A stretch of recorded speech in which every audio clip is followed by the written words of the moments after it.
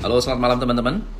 Malam ini malam yang seru karena kita akan uh, ngobrol-ngobrol dengan orang yang memang sudah banyak sekali berkecimpung di dunia cryptocurrency, dan tentunya kita semua pengen belajar, bukan hanya belajar ini ya, bukan hanya belajar uh, teori, tapi kita pengen belajar praktek.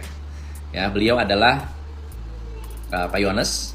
Beliau adalah IT savvy, orangnya sangat backgroundnya IT ya, dan teman-teman nanti bisa ngobrol-ngobrol dengan beliau, tanya-tanya tentang cryptocurrency. Nah, teman-teman, saya mesti hidupkan dulu di Facebook.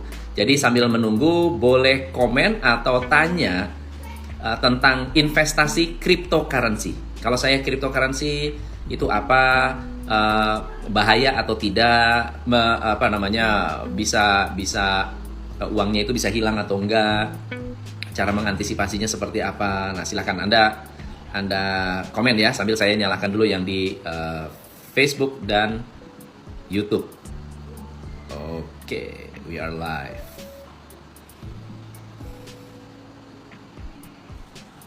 Mari kita cari di manakah. Halo, selamat malam teman-teman semua yang ada di Facebook, YouTube, dan di Facebook group TCI Business Community. Thank you and welcome.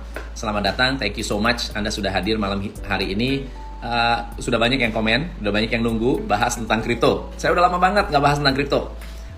Kenapa? Karena banyak hal yang tentunya berubah dari cryptocurrency, dan banyak sekali yang menurut saya perlu diupdate dari praktisi. Makanya hari ini saya mengundang Pak Yohanes untuk sharing tentang cryptocurrency. Oke, so sebentar ya, di sini Pak Yohanes belum masuk. Saya akan undang beliau di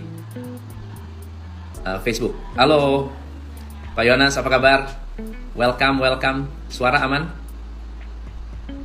Wah, thanks banget for joining. Pak, saya mau undang Bapak di juga. Coba saya tunggu ya. Ya, muncul. Okay. Teman-teman, kalau saya nanti nggak lihat ke sini, lihat ke sana, berarti kita sedang ngobrol di dua platform yang berbeda. Sehat-sehat, Pak? Sehat, Coach. Puji Tuhan, sehat. Siap. Apa kegiatannya nih saat ini? Apa yang lagi sibuk ngapain? Biasa, Coach. Lagi terus berinovasi. Karena kalau di dunia IT kan nggak ada habis-habisnya ya. Jadi kita coba untuk eksplorasi hal-hal baru. Jadi saya kenal Pak Yohanes ini, beliau adalah praktisi yang juga sangat concern di dunia cryptocurrency. Sebetulnya bukan hanya praktisi, tapi beliau mengerti teknologi di balik cryptocurrency. Orang IT ini, teman-teman. Beliau ini orang IT. Jadi jangan kaget kalau nanti beliau membahas banyak sekali hal-hal yang berbau teknologi. Dan menurut saya mengundang beliau karena beliau bukan hanya mengerti sisi cryptocurrency-nya, tapi sisi dalamnya cryptocurrency. Kenapa nggak kita explore bareng-bareng? Jadi buat teman-teman yang punya pertanyaan, mohon ditulis di komen. So, Pak Yohanes boleh cerita nggak sedikit tentang background Pak Yohanes, sejak kapan sih kenal dunia kripto? Oke, jadi memang saya pribadi mulai tertarik ya, Coach, untuk mempelajari tentang dunia blockchain, kemudian cryptocurrency ini dari sejak 2009. Jadi semenjak saya lihat ada white paper dari Bitcoin. Nah, jadi pada waktu itu kita sih masih mempelajari ya. Jadi ini masih jadi pertanyaan, ini sebenarnya apa sih yang berusaha untuk dibuat. Tapi kita sudah mulai tertarik. Kenapa? Karena si sang Satoshi Nakamoto ini dia berhasil menggabungkan konsep sebenarnya. Kalau secara teknologi sih sebenarnya yang dipakai adalah teknologi lama. Ya, jadi bahasa pemrogramannya pun bahasa lama. Betul. Dan blockchain sendiri sebenarnya sudah dipakai ya di dunia pemrograman, database itu juga udah lama. Nah, terus cara untuk membroadcast dari sistem itu pun juga menggunakan teknologi yang sudah lama. Nah, enkripsi kita juga udah kenal udah lama ya teknologi enkripsi. Tapi yang hebat adalah dia berhasil menggabungkan ketiga hal ini. Jadi teknologi blockchain, kemudian distributed ledger, sama enkripsi, hingga membuat sebuah sistem yang powerful. Ya, di mana sangat sulit untuk di-hack, ya. Terus kemudian juga semua orang bisa mengetahui ledger pembukuan, jadi nggak ada lagi yang ditutup-tutupin. Ya kan, dan semua itu transaksi bisa dilakukan tanpa ada mediator. Oke, saya supaya teman-teman nanti nggak lost ya. Kenapa penting dan kenapa powerful? Kenapa penting dan kenapa powerful blockchain ini? Oke, jadi kita tahu bahwa selama ini kan sistem finansial kita kan semuanya tercentralized ya. Ya. Jadi kita punya data keuangan itu kan tercentralized di sebuah bank. Nah, yang lebih besar dari bank kan ada bank sentral. Benar. Nah, terus ada lagi yang lebih besar lagi. Iya. Nah, dengan adanya teknologi ini kan sebenarnya ingin menciptakan, kita pengen nyoba nih sebenarnya. Bisa nggak sih kalau kita membuat sistem cash peer to peer, jadi peer to peer cash transfer system tanpa ada pihak ketiga. Ya, jadi tanpa ada sentral. Ya, nggak harus naruh di bank dulu gitu ya. Betul. Nah, jadi ini sebenarnya sebuah revolusi. Iya. Ya, kita tahu lah apa arti kata revolusi ya. Benar. Ya, jadi sebenarnya sebuah revolusi, betul. Ini sebuah revolusi. Mungkin juga makanya yang namanya Satoshi Nakamoto, dia nggak berani muncul. Kenapa? Karena pada saat itu kan dia juga nggak tahu nih sebenarnya responnya masyarakat bagaimana, responnya dari pemerintah bagaimana, kan dia juga masih belum tahu gitu loh. Jadi makanya ya lebih baik dia menjadi the man behind the screen lah. Right. Dan dia membuat teknologi ini secara open source supaya apa nantinya kemudian hari dia tidak perlu involve pun ada orang-orang lain yang bisa mengembangkan dari teknologi ini. Oke. Jadi pada dasarnya si Bitcoin ini Satoshi Nakamoto dia menggagas Bitcoin lalu kemudian teknologinya itu dibuka sedemikian rupa sehingga siapapun sebetulnya bisa menggunakan model apa tuh kalau di dunia teknologi apa tuh namanya? Ya mengcopy kita sih bilangnya lebih ke open source ya. Jadi semua orang bisa mengakses, semua orang bisa bersama-sama mungkin memodifikasi, merubah. Nah, jadi kita sih lebih bilangnya open source. Oke. Nah, dari pengalaman, jadi cerita background IT-nya tuh di mana? Cerita background IT-nya tuh di mana? Ya, jadi memang kalau IT ini saya lebih ke hobi, coach. Ya, jadi lebih ke hobi. Nah, jadi dan terutama mulai saya dalami itu semenjak saya di Jerman. Oke. Ya, jadi saya dalami ya kan di Jerman, terus kemudian pulang. Nah, tahun 2016 itu karena saya sudah tidak lagi bekerja di perusahaan yang konvensional ya kalau kita bilang ya mungkin. Ya, jadi saya mulai menekuni lah, mulai menggiatkan hobi IT ini. Oke. Jadi bikin perusahaan, ya. Oke. Nah, boleh tahu nggak kalau Bitcoin ini open source, berarti banyak orang yang bisa menciptakan aset kripto seperti Bitcoin, betul ya? Betul. Nah, Pak Yohanes bisa nggak bikin aset kripto? Kalau saya mau pesan ke Pak Yohanes bisa nggak kira-kira? Mau order? Sebenarnya sih hampir semua praktisi IT saya rasa bisa ya untuk membuat sistem seperti Bitcoin ini. Ya, jadi memang betul. Jadi memang tahun 2017 itu kita sendiri kan itu lagi heboh-hebohnya ya kripto ya. Iya. Jadi kita pada waktu itu juga banyak didekatin oleh kelompok orang atau perusahaan yang ingin membuat cryptocurrency, membuat crypto aset. Oke. Nah, ya. Saya agak sedikit lompat ya, Pak Yohanes ya, karena ada beberapa yang tanya, karena kita akan masuk ke karena background-nya itu IT punya kemampuan untuk melihat aset kripto dari dalam, gitu kan ya. Kira-kira apa sih koin-koin yang bagus untuk kita invest? Atau ada nggak bukti bahwa kripto itu bisa bikin kaya? Itu pertanyaan. Oh, ada banget, Mas. Ada ya? Bisa. Kita bisa kaya dari aset kripto. Ya, tapi ya kita harus tahu dulu di apa yang ingin kita capai. Oke. Ya, apakah kita ini ingin mencari keuntungan jangka pendek atau jangka panjang? Ya. Nah, itu dia. Kalau jangka pendek ya biasanya kan kita bisa trading di aset kripto yang sudah ada di market. Ya. Ya, jadi kita trading. Tapi harus siap nih dengan volatilitas harga. Yang kita tahu kan volatilitas harga kripto aset itu kadang-kadang nyeremin. Benar. Ya, seringnya tuh nyeremin. Ya. Dalam waktu sekian detik, sekian menit, sekian jam bisa berubah dan naik turunnya itu tinggi banget. Ya. Tapi ya volatilitas ini bukan berarti negatif. Kalau bagi trader yang udah paham cara trading, wah ini menyenangkan ini, ya kan? Nah, tapi ya buat kebanyakan kan kita lihat sekarang ini mulai banyak orang yang ikut tren di aset kripto. I see. Nah, sayangnya volatilitas ini buat yang ikut-ikutan ini bisa berakibat negatif. Benar. Gitu dia. Nah, banyak banget yang mengalami kerugian karena tidak tahu cara melihat kripto mana yang bagus atau kripto mana yang bermasalah. By the way, teman-teman, supaya saya tidak salah, saya tidak merekomen apapun ya.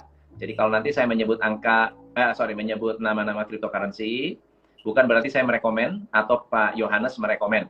Anda harus melakukan riset. Nah, teknik risetnya akan kita bahas sekarang nih.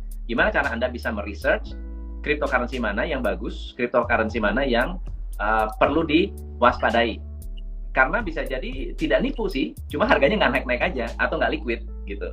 Ya. Bukannya menipu atau bukannya scam, meskipun ada yang scam, yang jelas-jelas scam, tetapi ada juga yang ya ternyata ide besarnya tidak bisa direalisasikan.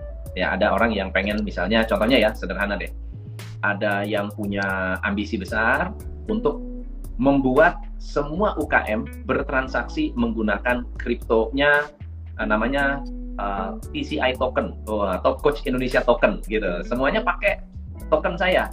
Supaya apa? Supaya karena teknologi blockchain-nya ini bisa membantu teman-teman untuk membuat laporan keuangan dari transaksi.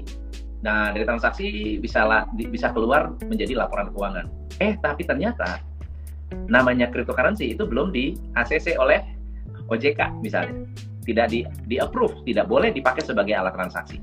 Nah, akhirnya semangat kita orang yang sudah membeli dan mendapatkan mendapatkan ide bagus tadi harus menunggu sampai OJK approve, bukan berarti scam. Nah, ini pertanyaan nih, kalau NFT bedanya apa dengan kripto? Sorry coach? NFT. Oh, oke. Ya, NFT itu sebenarnya lebih ke arah hak kepemilikan dari sebuah aset, non-fungible token. Jadi sebenarnya sekarang ini lebih diarahkan kepada hak kepemilikan sebuah aset. Iya. Ya, jadi dia lebih terikat kepada sebuah aset sih, Coach. Oke. Ya, seperti lukisan yang baru-baru ini kan ada lukisan yang sampai dibakar ya. Iya. Ya. Sampai dibakar untuk demi untuk demi bikin, wah ini the only one, jadi hak kepemilikannya dalam bentuk token digital gitu. Yang bagi saya pribadi sih sebenarnya sangat-sangat disayangkan ya. Bagi saya pribadi, karena itu kan sebuah nilai sejarah juga sebenarnya. Nilai sejarah karya ya. Betul. Nah, NFT itu, kalau NFT dengan kripto bedanya, maksud saya apakah menggunakan blockchain teknologi juga atau gimana? Iya, jadi sebenarnya mereka juga menggunakan blockchain teknologi. Oke. Ya, jadi bisa dilihat mungkin perpindahannya, ya kan, alur perpindahannya, terus bisa dilihat di tracing ini awalnya dari siapa ke siapa gitu. Tapi nggak kelihatan namanya ya, Coach ya. Oke. Ya. Kalau Bitcoin kan jelas, dia adalah induknya dari kripto. Betul. Tapi kalau altcoin gimana, Pak? Altcoin gimana cara kita memilih atau menilai sebuah kripto itu bisa bikin kita kaya atau enggak? Oke. Ya, jadi memang seperti yang saya bilang ya, jadi kalau ada tipe yang jangka panjang, itu biasanya mereka itu beli pada saat masa penawaran nih. Pada saat masa penawaran, ICO lah yang sering orang sebut ICO, PCO, ya kan? Nah, terus kemudian mereka hold dalam jangka yang panjang. Dan ini sebenarnya udah terbukti ini, Coach. Ini udah banyak orang-orang yang menggunakan model seperti ini, asal mereka bisa menilai ya Coach ya. Nah, contohnya Eric Friedman. Kita bisa lihat lah Eric Friedman ya, umur 11 tahun 2011 beli Bitcoin di harga $1.000. Itu kalau dihitung-hitung tahun 2021 itu jadi $25 juta tuh Coach. Iya, ngeri ya. Jadi 25.000 kali Coach. Nah, yang lebih parah Christopher Koch. Ya, dia beli Bitcoin $27. Pada waktu itu 5.000 Bitcoin tahun 2009, jadi waktu awal-awalnya sekali Bitcoin. Nah, tahun 2021 ini 5.000 Bitcoin ini ya kita udah hitung harga turun lah ya Coach ya. Itu nilainya udah $250 juta Coach. Nah, gila ya. Jadi kita bisa lihat bahwa ya sebenarnya tipe holder ini asal mereka bisa menilai dengan baik, ya mereka bisa untung jangka panjang dan untungnya itu wow. Nah, jadi kalau kita mau lihat aku itu sedikit ya Coach ya, kita lihat prinsip investasi itu kan dari dulu kita tahu ya. Nah, orang kan taunya kan keuntungan tinggi apa rendah, terus resiko juga tinggi apa rendah. Tapi sebenarnya ada hal ketiga, yaitu waktu.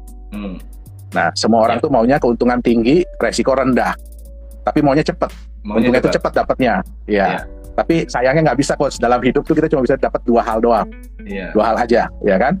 Jadi kalau mau keuntungan tinggi, dapatnya cepat, ya berarti resiko harus siap, harus tinggi resikonya. Benar. Itu dia. Ya, contoh lah kita bangun rumah kan. Ya, mau cepat, mau bagus, mau murah. Nah, ya kan nggak bisa. Kalau mau cepat bagus, ya mahal. Benar. Nah, iya. Jadi kalau kita bukan seorang trader ya saya saranin lebih baik jadi tipe jangka panjang. Tapi yang Coach tadi bilang, milihnya gimana nih? Ya kan, karena kebanyakan kan failed. Kita bisa lihat. Ya, baik disengaja ataupun tidak disengaja lah. Nah, jadi sebenarnya ya kita harus bisa lihat ya. Jadi kalau kita lihat, kita ngerti dulu konsep harga pasar. Gimana sebuah produk itu harganya bisa naik di pasaran. Nah, untuk bisa bikin seperti itu ya kita harus bisa buat orang-orang yang sudah punya, yang sudah memiliki, itu berat untuk menjual. Mereka lebih hesitant untuk menjual. Dan yang belum memiliki itu pengen, karena dia lihat, wah ini barang bagus nih, produk bagus nih, wah dia jadi pengen memiliki. Artinya penawaran sedikit, permintaan banyak. Nah, gimana caranya? Nah, yang pertama kita harus lihat aset itu harus memberikan hal-hal yang berikut nih. Eksklusivitas yang pertama. Jadi ada nggak sih eksklusivitas? Kalau kita lihat kan barang limited edition, barang yang jumlahnya terbatas, itu biasanya ke depannya harganya selalu naik.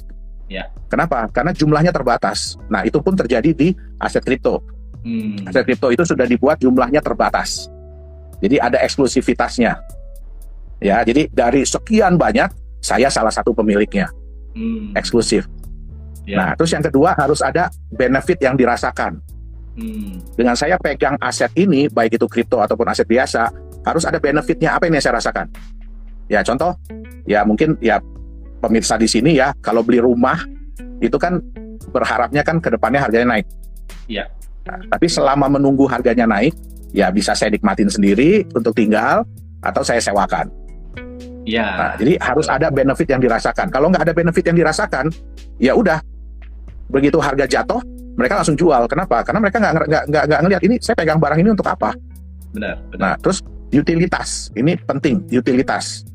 Jadi semakin aset itu dipakai banyak orang untuk hal sesuatu, ya berarti kan permintaan akan naik, permintaan akan semakin tinggi.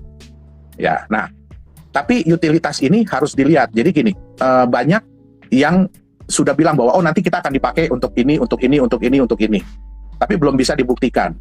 Contoh yang Coach bilang tadi, sorry Coach ya mudah-mudahan nanti TCI bisa punya token ya. Nah, nanti bisa dipakai tuh. Iya, bisa dipakai untuk apa? Untuk ikut coaching. Mungkin dapat diskon. Ya, nggak boleh Coach. Buat apa pembayaran nggak boleh Coach ya. Buat transaksi nggak boleh ya. Tapi mungkin bisa untuk mendapatkan diskon. Ya kan? Bisa untuk dapat untuk dapat special offer atau dapat tambahan paket atau lain-lain. Ya kan? Nah, tapi utilitasnya harus dilihat. Ya, utilitas ini kan diharapkan dari sebuah aset kripto itu kan ujung-ujungnya adalah untuk pembayaran. Betul. Nah, tapi ini sangat penting kalau orang belum melihat eksklusivitas sama benefit ini, ya kan, tentu saja mereka kan panic selling atau panic buying. Kalau harga naik, harga turun. Nah, semakin mereka panic selling dan panic buying, itu yang membuat volatilitas kan semakin tinggi, Coach. Karena adanya panic selling dan panic buying, ya kan? Nah, kripto itu memang orang bisa melihat eksklusivitasnya, benefitnya, ya kan? Orang akan lebih berat untuk menjual, dan yang belum punya pengen membeli. Jadi itu harga pasti akan lebih stabil dan kecenderungannya pasti akan meningkat karena orang semakin lama akan ngelihat benefit apa yang saya dapatkan. Oke. Nah, otomatis utilitas itu pasti akan terbentuk dengan sendirinya. Oke. Contoh custom misalkan ada yang mau bayar custom, saya mau ikut training custom, mungkin bukan di Indonesia ya, mungkin di negara lain, saya mau bayar pakai Bitcoin custom, ya kan? Atau bayar pakai Ethereum atau bayar yang lain. Begitu custom terima hari ini mungkin ya anggaplah kita bilang 700 juta ya. Iya. Nah, tapi kan bisa terjadi dalam waktu sekian jam mungkin turun nih jadi 650 juta. Nah, hancur. Jadi hancur kan? Nah, custom kan agak sedih juga ya. Iya. Belum sempat jual, belum sempat apa, harganya udah jatuh. Nah, kita bisa bayangkan kalau ini terjadi di dunia industri, di mana ada pihak ketiga, ada supplier, ada yang lain-lain. Nah, belum tentu mereka mau menerima itu. Ya. Jadi, memang harus pembuktian dulu dari sebuah aset kripto itu, dia bisa menciptakan harga yang stabil. Bukan berarti nggak bisa naik turun ya, apapun bisa naik turun. Tapi lebih stabil dengan kecenderungannya meningkat. Nah, ini pasti akan membuat utilitas. Nah, yang terakhir, yang lebih penting itu adalah global acceptance. Ini yang penting nih, Coach. Iya. Ya. Harus bisa diterima oleh orang banyak. Maksudnya apa?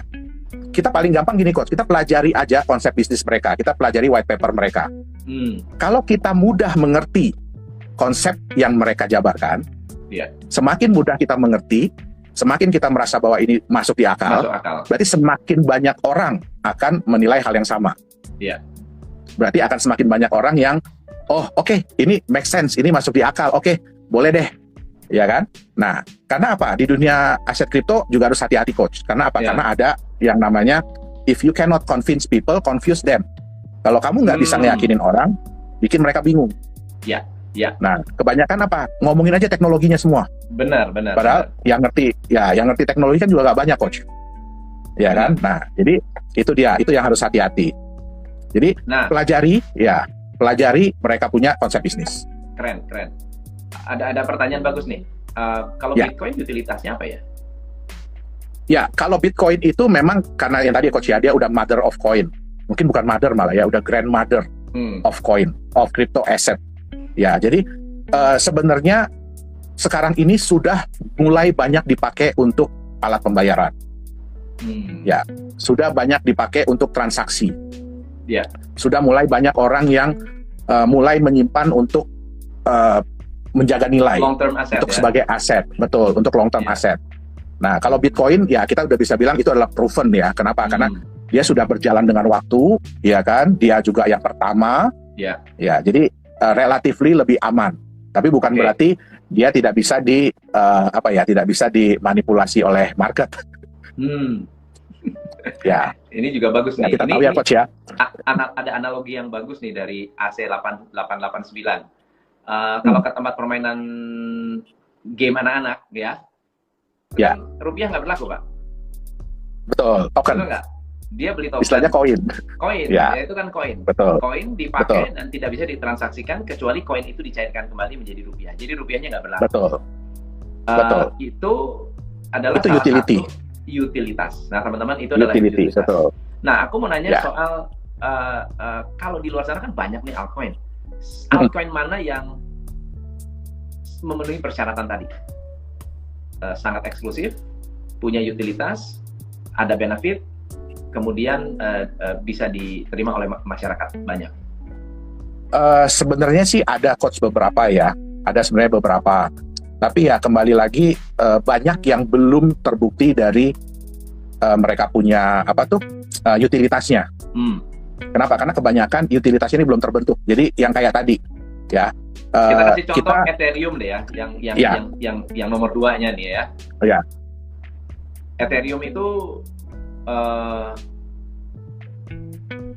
harganya kan mahal, dari kemarin ini cuma saya beli 9 juta, sekarang 42 juta, 45 juta, 46 juta. Nah, itu gimana tuh? Kok bisa dia seperti itu? Oke. Jadi kalau Ethereum itu yang paling kuat adalah di sisi utilitasnya, Coach. Ethereum itu. Kenapa? Karena Ethereum itu kan menyediakan sarana untuk membuat smart contract. Jadi untuk menciptakan aset-aset kripto lain, token-token lain. Nah, di mana untuk membuat itu mereka developer harus punya Ethereum. Nah, terus untuk menyebarkannya, untuk mendistribusikannya perlu Ethereum. Ya, ya, ya. Untuk transfer itu pun perlu Ethereum. Ya, itu konsepnya Ya. time zone juga tuh. Ya. Ya, Ya, kalau jadi- ada di dalam arenanya mereka harus menggunakan koinnya Betul, mereka. betul. Itu sudah. Jadi apapun sudah mainannya, benar. So, Iya. makanya yang menyimpan, karena perputarannya banyak, maka yang menyimpan dalam jumlah besar pun banyak. Itu yang menyebabkan Betul. Harga mereka naik. betul. Halo Mawar, kita lagi bahas cryptocurrency, lagi bahas cryptocurrency nih, teman-teman. Ya. So, kalau koin lain, misalnya contohnya, misalnya XRP. XRP gimana? Ya. Kalau XRP kita lebih melihat, jadi gini, kekuatannya tuh ada di developer. Ya, jadi XRP itu dia punya developer yang solid, ya, dan developernya itu ya terus berinovasi ya, gitu. Jadi kita lebih melihat, jadi kalau kita mau menilai itu ya dari banyak segi sih sebenarnya. Betul. Jadi apakah developernya solid, apakah developernya masih terus berinovasi, ngembangin produk, ya kan? Nah, kalau Ethereum kita lihat dari utilitasnya, nah jadi semakin banyak token atau ya token yang dibuat di basis Ethereum, ya berarti Ethereum itu akan semakin dicari, akan semakin digunakan.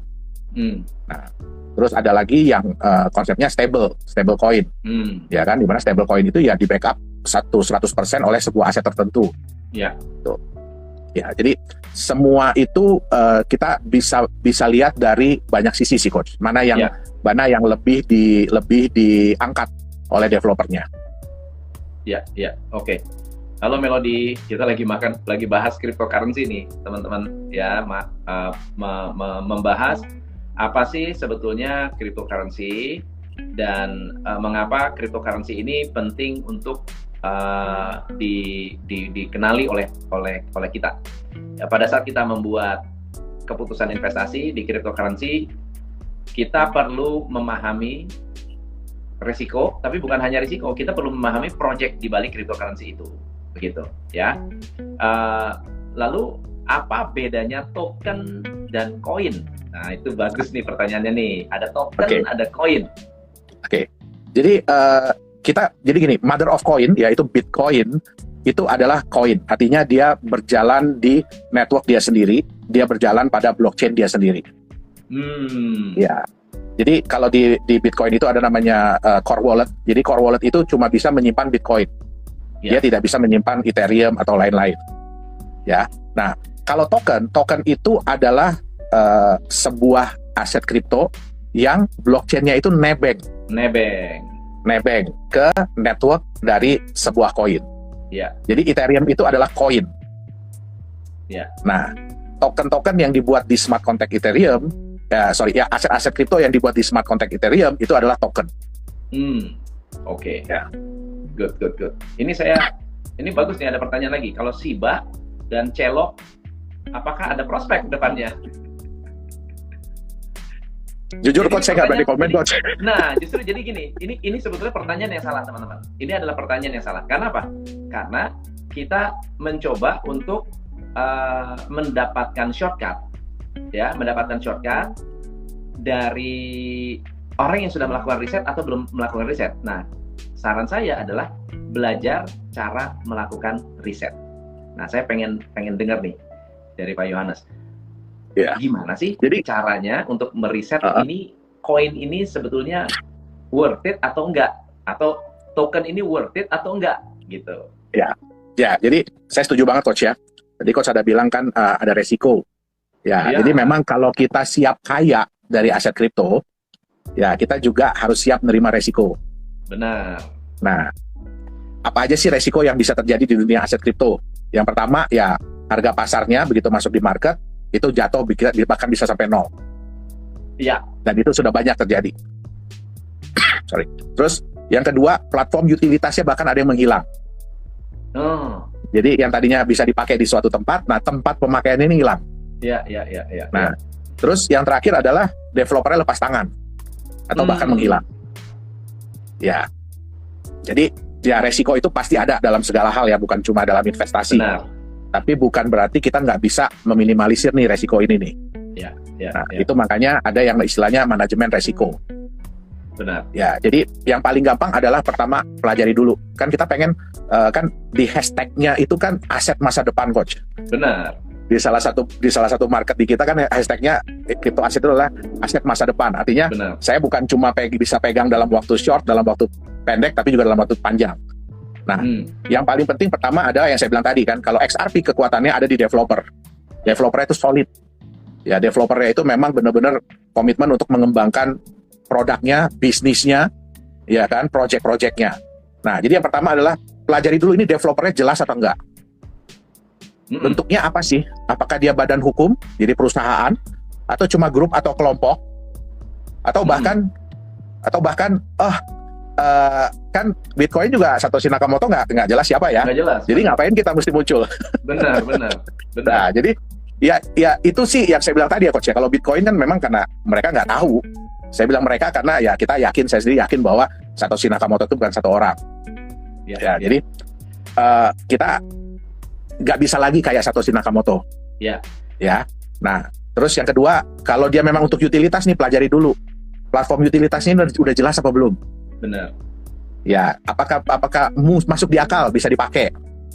Ya, terus coba pelajari aset ini punya intrinsic value atau tidak. Artinya dia punya nilai internal atau enggak aset ini, atau cuma sorry to say ya, coach ya, cuma ya aset digital. Iya. Gitu loh. Nah, dan di mana harganya tuh nanti lebih didominasi sama kepercayaan. Jadi kalau kepercayaan market turun, harganya bisa jatuh. Kepercayaan naik, harganya naik, ya kan? Nah, terus yang paling penting adalah hindari aset kripto yang memberikan konsep bisnis yang tidak masuk di akal. Iya. Contoh, nanti bisa dipakai untuk pembayaran di Indonesia. Contohnya bisa dipakai untuk bayar tol, bisa dipakai untuk isi bensin, bisa dipakai untuk apa? Ya. Jadi ini money kita gitu. kita udah bisa bilang. Nah, kita udah bisa bilang di Indonesia nggak boleh. Iya. Gitu loh, di Indonesia nggak boleh. Nah, atau yang memberikan ya janji yang muluk-muluk lah, yang terlalu yang terlalu luar biasa. Terus banyak gini, kan kita udah tahu ya, coach ya, ada beberapa aset kripto dengan konsep bisnis yang ternyata fail, ternyata gagal.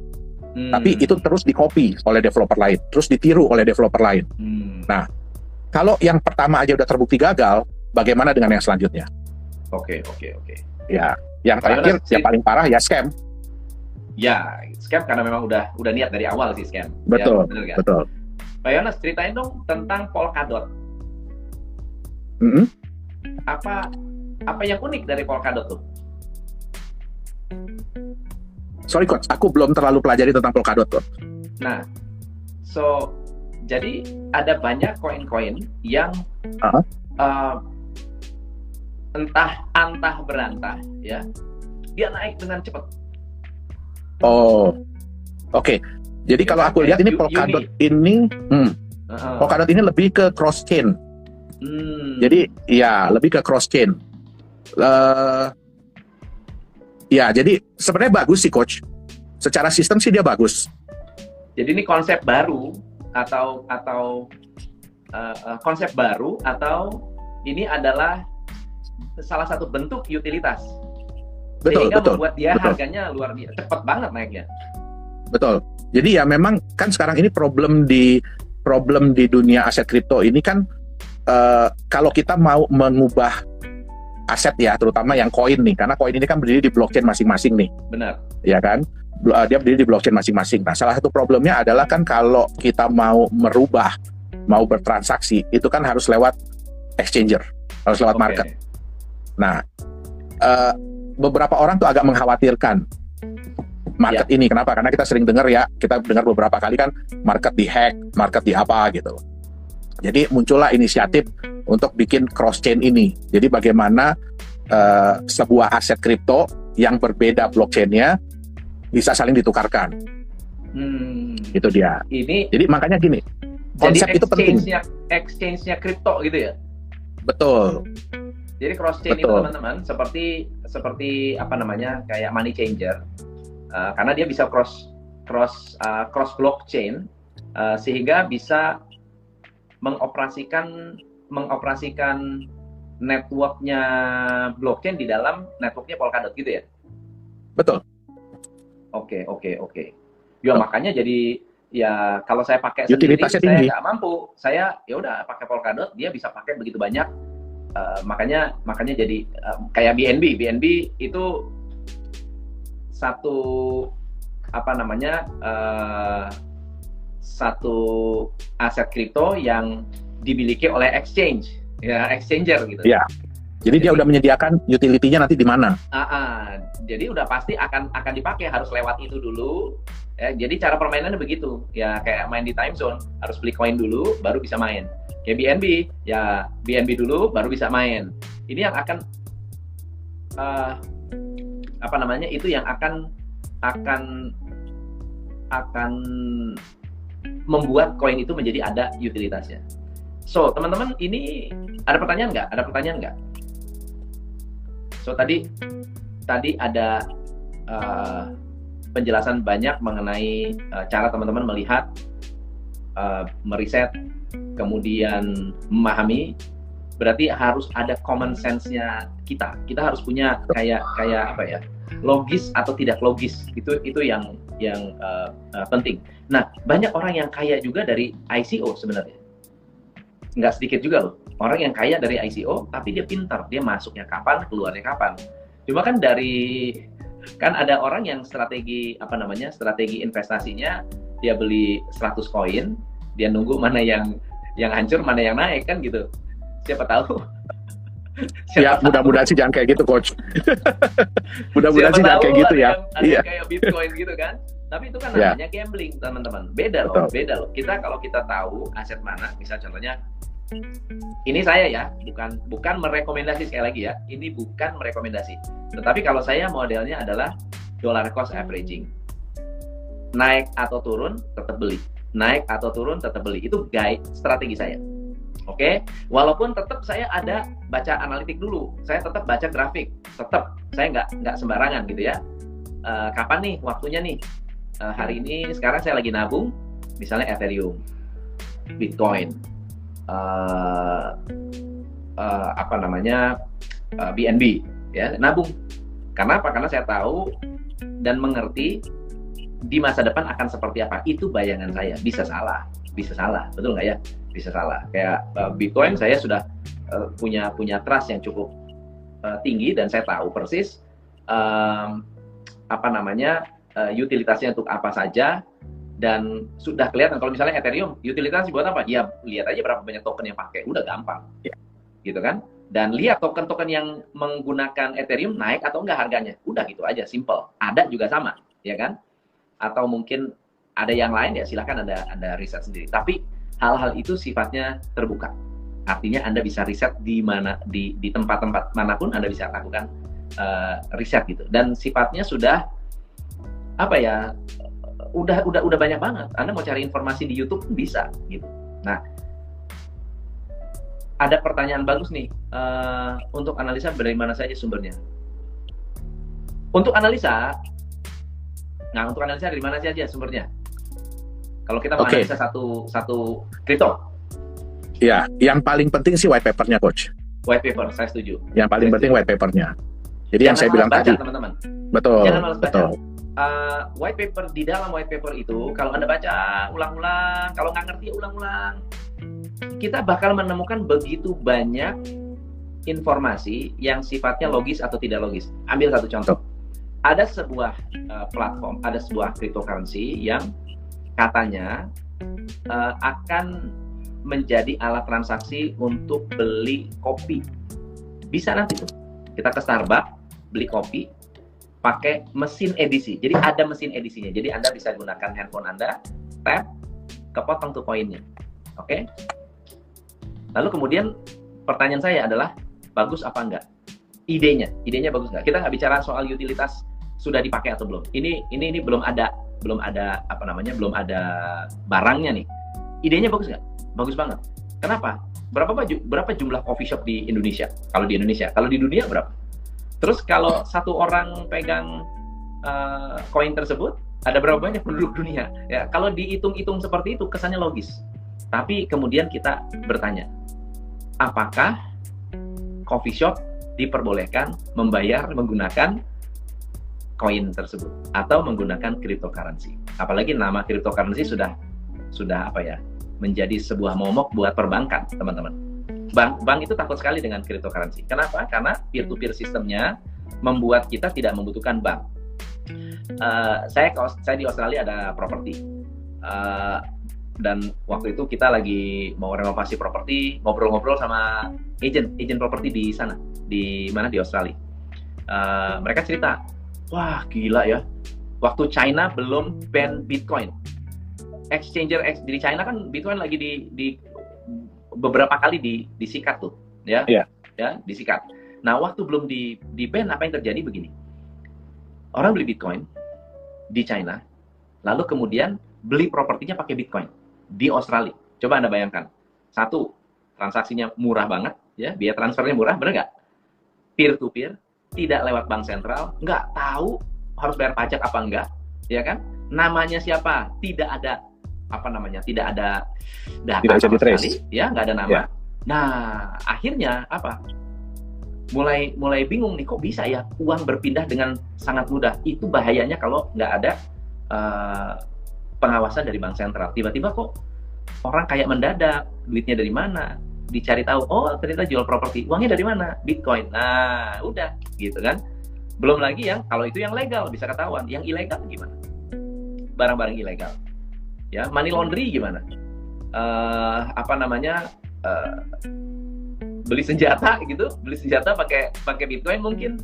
Nah, kita kan nggak tahu, tapi sangat memungkinkan hal ini bisa menyebabkan aset kripto itu bisa menjadi berkembang. Nah, begitu teman-teman. Wah, Pak Sukamto, halo. Miner kripto di-ban oleh China. Betul. Coach dulu pernah bahas BCH, menurut Coach kedepannya gimana? Bitcoin Cash gimana tuh? Adiknya Bitcoin. Sebenarnya sih gini Coach ya, jadi banyak yang berusaha untuk mengikuti jejak dari Bitcoin. Makanya kan Bitcoin itu udah beberapa kali di forking ya, Forking ya, apa sih? Forking itu jadi mereka berusaha untuk membuat chain baru dari Bitcoin. Makanya ada Bitcoin Gold, ya kan, Bitcoin Cash. Nah, betul. Jadi itu adalah anakan dari Bitcoin. Nah, itu biasanya yang membuat itu adalah miners. Jadi karena kita tahu ya kemarin itu kan mining udah agak-agak berat ya untuk Bitcoin ya, karena persaingannya semakin lama semakin tinggi. Ya. Nah, jadi para miners ini ya berusaha untuk membuat anakan dari Bitcoin-nya. Ya, jadi ya itulah muncul yang Bitcoin lain. Ya. Nah, sama teman-teman, kalau dulu saya masih punya trust yang cukup bagus untuk BCH ya, Bitcoin Cash ya. Tapi sejak mereka pecah, itu yang menurut saya agak blunder juga begitu. Nah, so kedepannya apa sih sebetulnya yang perlu kita lihat dari altcoin ini nih? Ada nggak altcoin yang punya potensi untuk kita invest? Sebenarnya ada, Coach. Sebenarnya ada. Ya, jadi ya, tapi kembali lagi ya, kita harus kenal dulu diri kita. Oke. Kita harus kenal dulu diri kita, pelajari baik-baik ya white paper-nya. Ya, jangan sampai salah pilih. Terutama juga ini bukan terjadi cuma di altcoin yang baru sih Coach, tapi juga yang di lama-lama nih. Yang kita tahu, betul, kita tahu kan jumlah kemarin ini kan jumlah orang yang mulai menggiati aset kripto di market itu kan mulai naik pesat ya. Beberapa tahun belakangan ini. Nah, terus ya yang sayangnya adalah kebanyakan dari mereka itu yang memilih aset tanpa melihat dulu. Ini apa sih sebenarnya aset ini? Kita bisa lihat ada aset yang padahal udah jelas-jelas dibilang bahwa satu token di backup oleh 1 gram emas selama-lamanya. Terus di market itu ya mungkin kita nggak tahu ya, mungkin dimanipulasi. Ya. Dan dibikin harganya bisa sampai 260 juta. Jadi 1 gram emas itu senilai 260 juta. Tapi ya itu nggak mungkin bertahan lama karena orang akan sadar bahwa ini apa sih sebenarnya gitu loh. Iya, orang akan mulai meneliti.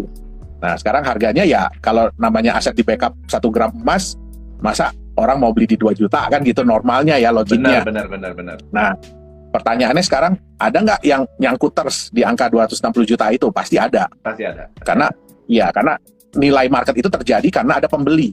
Benar. Di harga itu. Kalau tidak ada pembeli di harga itu, nggak mungkin terjadi harga market, nilai market. Nah, pertanyaannya, mungkin nggak token ini bisa balik lagi ke harga 260 juta?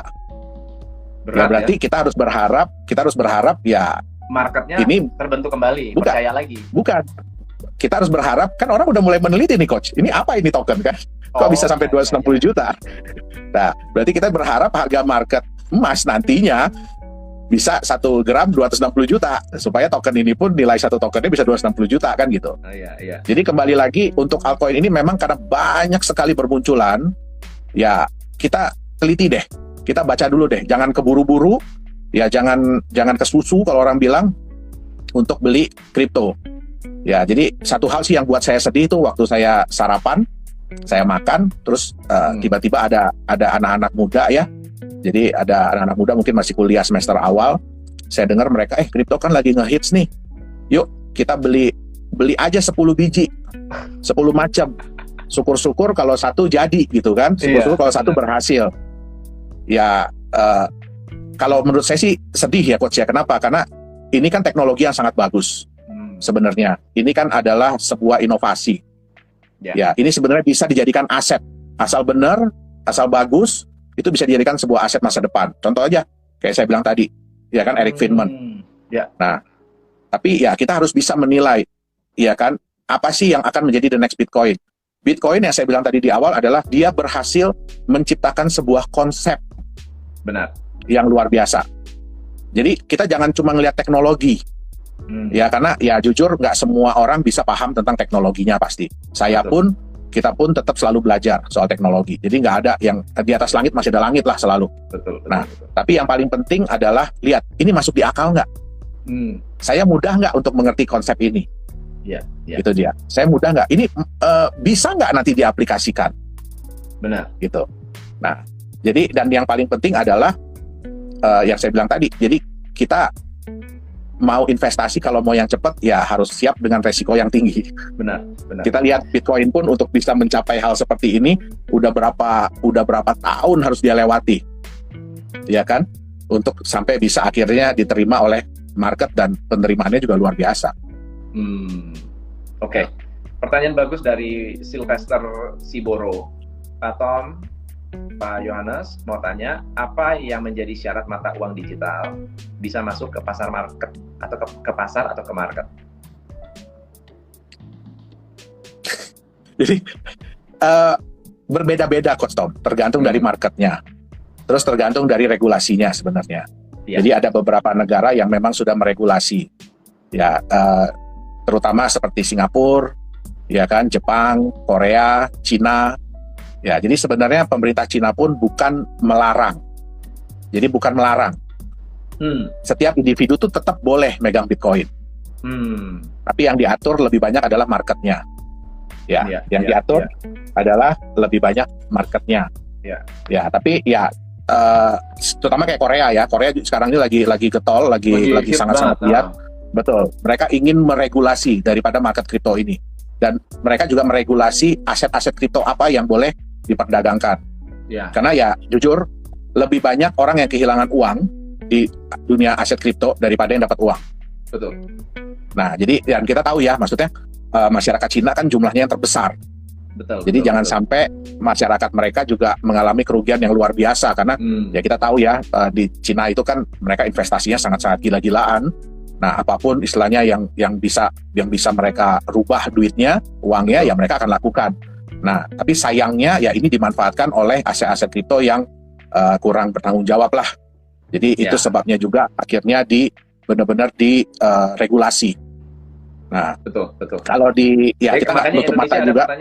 Apakah Indonesia akan keluarkan rupiah kripto? Ya, mungkin yang keluarin nama rupiah ada, tapi bukan resmi dari bukan negara gitu. Bukan negara. Jadi harus dibedakan coach. Ya, digital money dengan cryptocurrency beda. Benar. Ya, digital money dengan cryptocurrency itu berbeda. Digital money gitu. Kalau cryptocurrency ya teknologi. Pertanyaan bagus dari Pak Nugraha Tony, tanya coach, apa arti backup emas di sebuah koin? Oke. Jadi kalau backup emas di sebuah koin itu maksudnya adalah sebuah koin atau sebuah token, sebuah aset kripto itu dia memiliki backup emas. Artinya dia merepresentasikan sejumlah emas. Oke. Jadi ada yang backupnya full 1:1 yang saya bilang tadi. Satu token atau satu koin itu di backup oleh 1 gram emas. Ya. Nah, artinya apa? Satu token itu merepresentasikan hak kepemilikan dari 1 gram emas. 1 gram emas. Ya. Kalau dia tidak ada fungsi lain, itu misalnya harganya mengikuti harga emas, dia menjadi stable coin. Betul. Gitu ya. Tetapi kalau Betul. dia tidak mengikuti harga emas, dia harus punya utilitas, dia harus punya manfaat lain selain daripada itu. Maka harganya bisa jadi lebih mahal daripada emas, kan gitu, benar nggak? Enggak, Coach. Hah? Jadi salah satu kelemahan dari stablecoin adalah Enggak, karena orang udah tahu ya bahwa misalnya ada satu koin, dia katanya backupnya emas, tapi ada function lain yang membuat harga dia naik, memungkinkan apa enggak? Kalau dia lebih mengandalkan utilitasnya aja, itu biasanya enggak, Coach. Kalau mengandalkan kayak USDT. USDT. Ya. Betul. USDT itu kan banyak sekarang digunakan untuk sebenarnya lebih banyak digunakan untuk pindah exchanger sebenarnya. Jadi kayak kita bermain di Binance. Binance kan di luar negeri. Nah, sekarang bagaimana caranya kita memindahkan keuntungan kita ke Indonesia? Nah, itu biasanya menggunakan USDT. Kenapa? Kalau saya pakai Bitcoin juga kan pada saat pindah saya nggak tahu nih harganya masih sama apa enggak. Betul. Jadi mereka menggunakan USDT yang lebih stabil. Jadi sebenarnya koin-koin stabil itu dibuat untuk mengurangi resiko pada saat perpindahan. Yang bisa mungkin menambah nilai kalau dia bisa memberikan benefit tambahan. Jadi selain daripada emas, dia bisa memberikan benefit tambahan.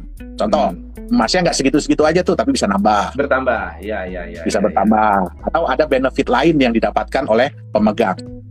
Nah, itu bisa menciptakan harga market yang jauh lebih tinggi. Ya. Ini pertanyaan bagus nih, Pak Ian Makmur nih. Pak Tom kan tadinya ada koin yang di backup oleh emas, tapi apakah ada koin yang di backup emas, tapi emasnya bisa bertambah? Nah, itu tadi benefit itu ya. Yang membuat emasnya bisa bertambah. Betul. Berarti ada reason kenapa harganya naik atau kenapa jadi aset itu menjadi valuable. Kenapa orang nggak percaya Bitcoin? Karena kan nggak bisa lihat, nggak tahu. Kalau yang ngerti teknologi mungkin bisa mengerti. Wah, ini powerful banget nih, susah dihack gitu ya. Nggak bisa kita nggak bisa ganti angka, nggak sembarangan gitu. Harus dikonfirm ke sekian banyak network, value-nya harus disetujui. Harus disetujui oleh para miners. Kalau enggak ya nggak bisa. Nah, akhirnya membuat Bitcoin itu solid begitu ya. Solid, udah autopilot ya. Kalau mining di Ethereum masih untung nggak? Sebenarnya sih masih, Coach. Masih ya? Sebenarnya sih masih. Karena ya jujur juga agak menurun ya sekarang ya. Jadi mining power di Bitcoin, di Ethereum itu agak menurun. Jadi persaingan agak sedikit menurun.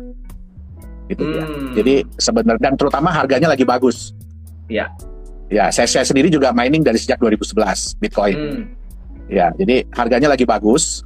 Jadi kita ya masih bisa profit lah dari mining. Tapi butuh modal yang cukup tinggi kalau sekarang. Kalau sekarang ya? Ya, kita butuh modal yang sangat tinggi malah. Oke. Ya. Teman-teman, luar biasa. Pak Yonas, thank you banget. Banyak banget insight-nya. By the way, nanti kita boleh dibahas-bahas tentang ciri-ciri ICO scam ya, karena kita belum sempat ngobrol tadi itu. Boleh. Apa sih sebetulnya yang membuat ICO itu bisa dikatakan scam? Dan next time mungkin kita kayaknya bagus kalau kita bikin podcast kali, Pak ya. Boleh, Coach. Boleh ya. Dengan senang hati. Kita ngobrol-ngobrol langsung ngobrolin soal yang lebih banyak, lebih tajam dan mendalam. Lebih dalam. Dan thank you banget hari ini sudah mau diundang di Instagram live kita, dan thank you banget buat teman-teman yang hari ini sudah hadir, sudah mendukung, banyak komen, peminat kripto ternyata luar biasa banyak. Lain kali kita ngobrol-ngobrol lagi lebih jauh tentang cryptocurrency, dan siapa tahu kita bisa bahas tentang cara jadi miner ya. Nextnya ya, kita bisa sharing berapa budgetnya atau potensi keuntungannya seperti apa. Kayaknya boleh tuh Pak Yohanes yang sudah berkecimpung di dunia itu. Oke. So semuanya thank you banget. Pak Yohanes Chandra adalah CEO Nagaya. Silakan Anda bisa research tentang cryptocurrency, tentang perkembangan cryptocurrency, ataupun tentang bagaimana caranya Anda bisa melakukan investasi dengan tepat sasaran. Jadi kita udah banyak sekali belajar tentang cara melakukan risetnya. So thank you so much Pak Yohanes. Ya, terima kasih banyak Coach. Teman-teman yang tertarik dengan cryptocurrency atau pengen invest di cryptocurrency untuk masa depan? Ya, jadi yang saya tadi bilang bahwa kita harus menjadi smart investor di dunia cryptocurrency. Bukan berarti kita bukan berarti terus dunia cryptocurrency itu kejam atau apa. Tapi ya kalau kita memahami, kita bisa membaca, kita bisa mengerti tentang konsep sebuah kripto, kita bisa lihat keunggulannya apa. Nah, terus ya yang paling penting adalah pakai sense, make sense. Jadi kita harus pakai, betul, kita harus, kalau kita mengerti, baru kita ikut berkecimpung. Jadi jangan cuma ikut berkecimpung karena ngelihat tren, ya kan, ngelihat wah ini lagi heboh cryptocurrency, tapi kita nggak tahu apa-apa. Nah, terus ya kita mau jadikan aset kripto ini aset masa depan. Ya. Jadi tolong jangan dijadikan sebagai aset spekulasi. Nah, saya setuju banget. Ya,